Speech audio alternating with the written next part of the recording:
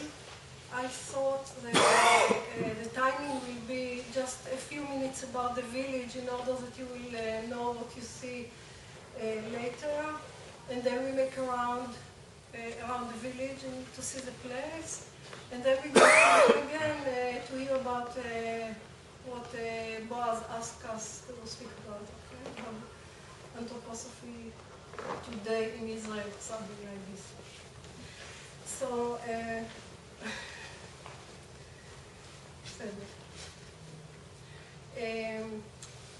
Raphael was founded on 1880, and the first three families came on 81st. Before this was 7 years of searching a place. I have to apologize for my English. I'm going to make many mistakes. On 81, we were three families, the first three families. But before this, we were searching a place in Israel. The desert was not our first priority. We wanted to do it in the Galilee or near Jerusalem, but everyone said that the idea is very nice, but not here. So this was a place with nothing. It was a piece of desert, and there was no one to say no to this piece, so we got it. The first money for the building came from Dutch family in memorial for the Holocaust. One survivor of the family gave the money. And the idea was to create a village in which we will be able to put into practice what we understand from anthroposophy in the point of view of education and agriculture and community life and art and all realms of life. We sought to try to listen, to implement it. And then we discovered that this idea already exists in Europe. So we went to Europe three of this family went away to study it, and then we came back together and we started it. There was an institution in Beer-Sheva, anthroposophical institution running by a Swiss lady, but the people in this institution were children. It was school. And their parents wanted to continue the way of education in which they studied until then. This was, the parents were not anthroposophists or anything like this, but this lady that ran it, she was. And they founded a society, and they were searching together with us this place where to continue this way of education, because when their children became 18, they couldn't stay in institution. They had to find another solution. At this time in Israel, the solution for handicapped people were very, very, how to say, retarded, not very developed. So we came with very new ideas of what one can do with them. And we started the village.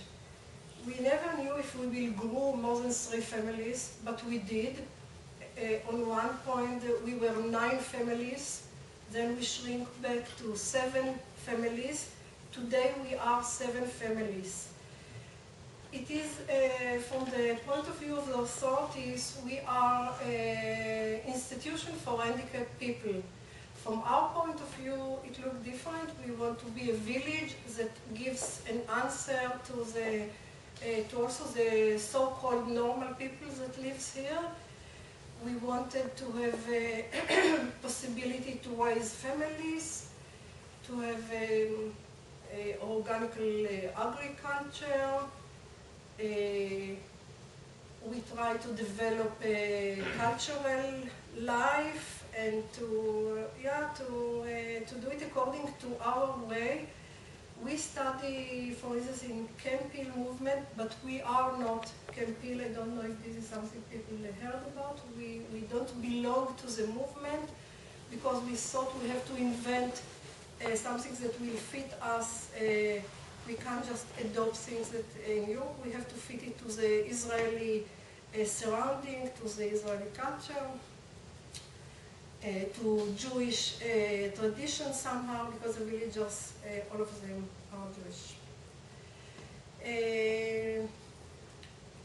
In Israel, every person who is handicapped is kind of child of the state. He get, of course, not only in Israel, but that's how it is here.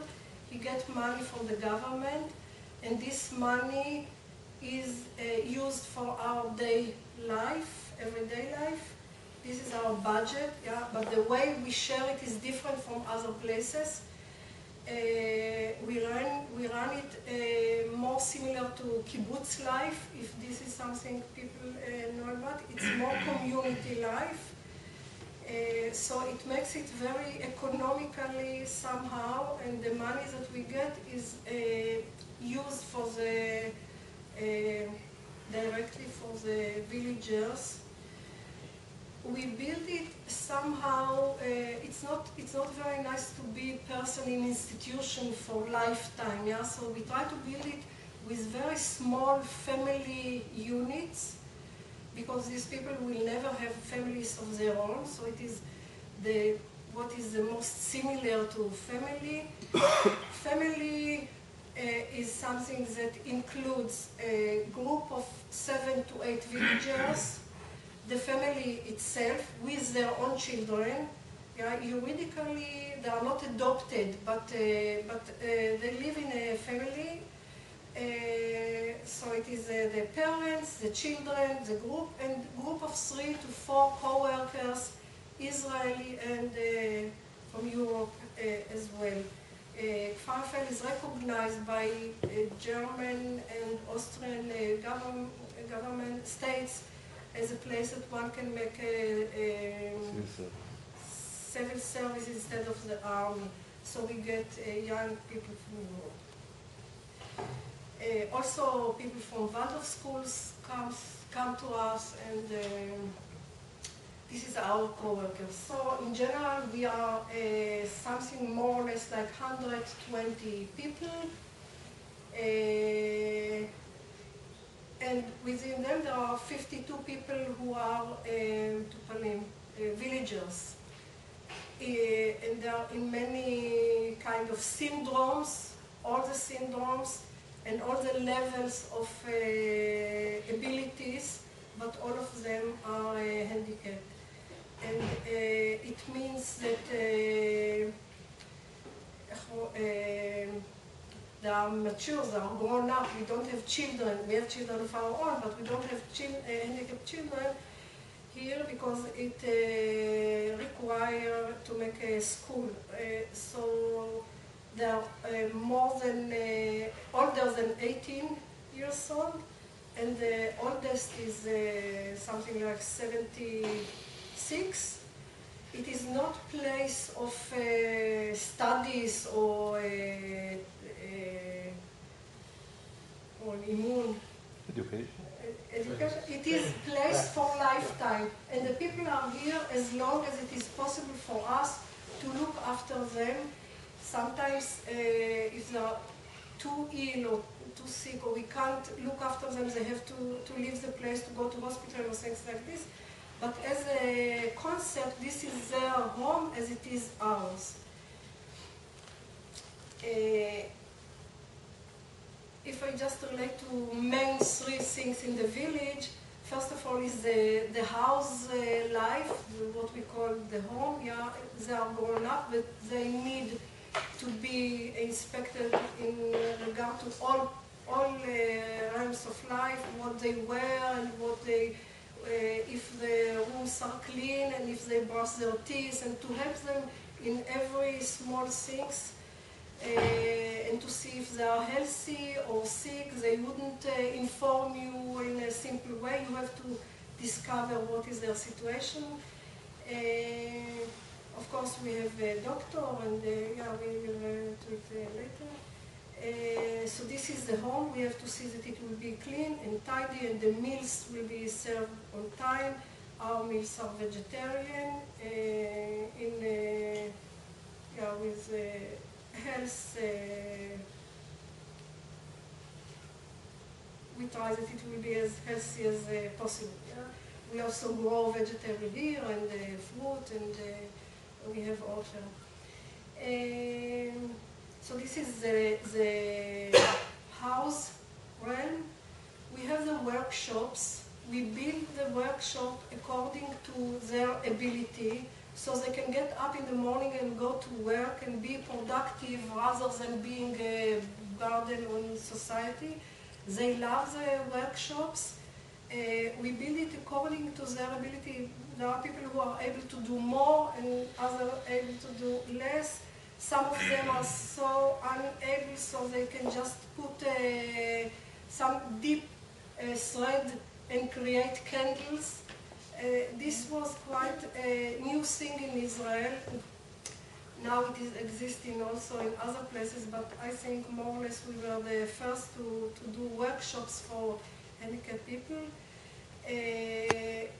We try that it will be something meaningful and also artistic, and that they will be a part of a process, that they will see what it starts from and to what end it arrives, not that it will be so part that they will not see the product at the end.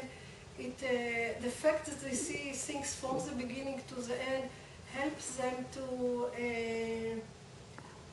it builds a better creation to reality. They know that a shirt doesn't grow up in the market, or bread is not something that suddenly appear on a shelf in a supermarket. They know how it functions. They see the seed, they see the flowers, they do it, yeah?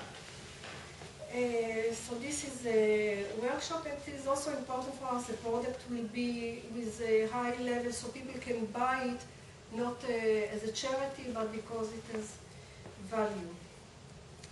And the third thing I want to mention is that all what connected with cultural life, with festivals, with we have every evening 3 groups of evening activities.